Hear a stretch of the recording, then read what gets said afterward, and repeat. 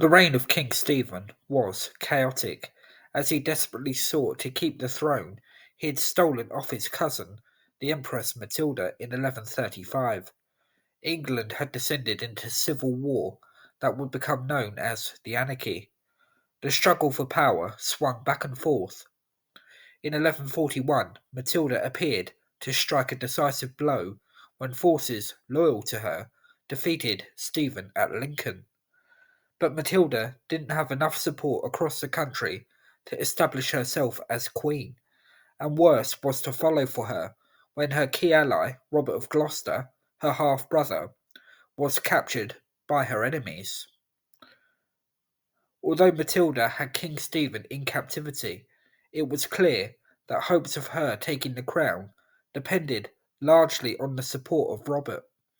As a result, an exchange took place, with Stephen and Robert both being freed. It was now a stalemate. During these dark and difficult times, the loyalty of men was sorely tested. One such example was that of Geoffrey De Mandeville, Earl of Essex. Geoffrey, described as a knight proven in battle, had been an important supporter of King Stephen in the early years of the anarchy, but for Geoffrey things would take a dark and sinister turn. He was accused of treason by people with an agenda against him. What didn't help Geoffrey's cause was that Stephen was a weak-willed man and prone to listening to those he shouldn't be listening to. Geoffrey was arrested in St Albans in 1143, charged with treason. Geoffrey was then forced to surrender his castles at Pleshy and Saffron Walden in Essex. Needless to say, Geoffrey and his allies were seething, and Stephen had, yet again, created another big problem for himself, with rebellion now very much on Geoffrey's mind. Although he was deprived of his strongholds, Geoffrey still managed to gather together a group of supporters to aid his rebellion, primarily using bribery to do so. Geoffrey's band of men was something of a motley crew, ranging from battle-hardened knights and archers to out-and-out crooks. Setting himself up in the Isle of Ely, where famously the Anglo-Saxon rebel Hereward the Wake had also been based, Geoffrey began to attack the king's lands, setting fire to some and looting others. Whatever Geoffrey took in the pillaging, he used to pay off his knights for their services. Geoffrey's rebellion then became much more serious, with the arrival in England from Normandy of his sister with her second husband, who was evidently a fearsome fighter.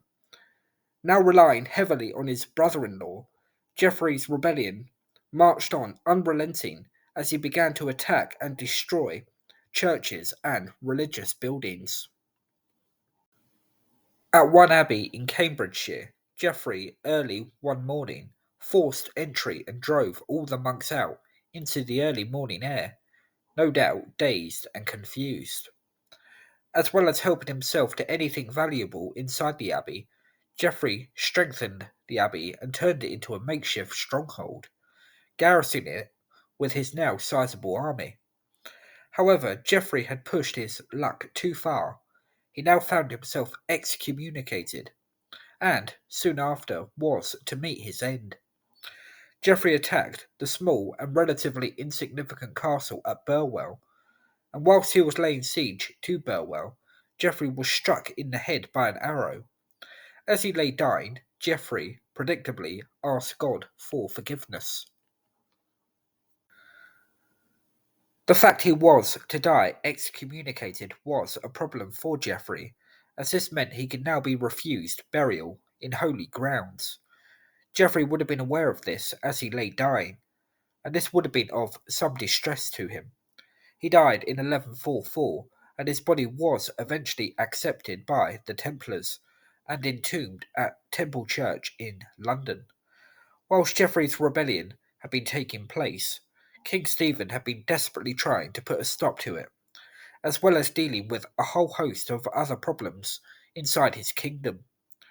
News of Geoffrey de Mandeville's death would have been welcome to him, but there was another factor beginning to emerge in Stephen's war with Matilda, and that came in the shape of Matilda's son, Henry, who had just been knighted by his great uncle, David I of Scotland.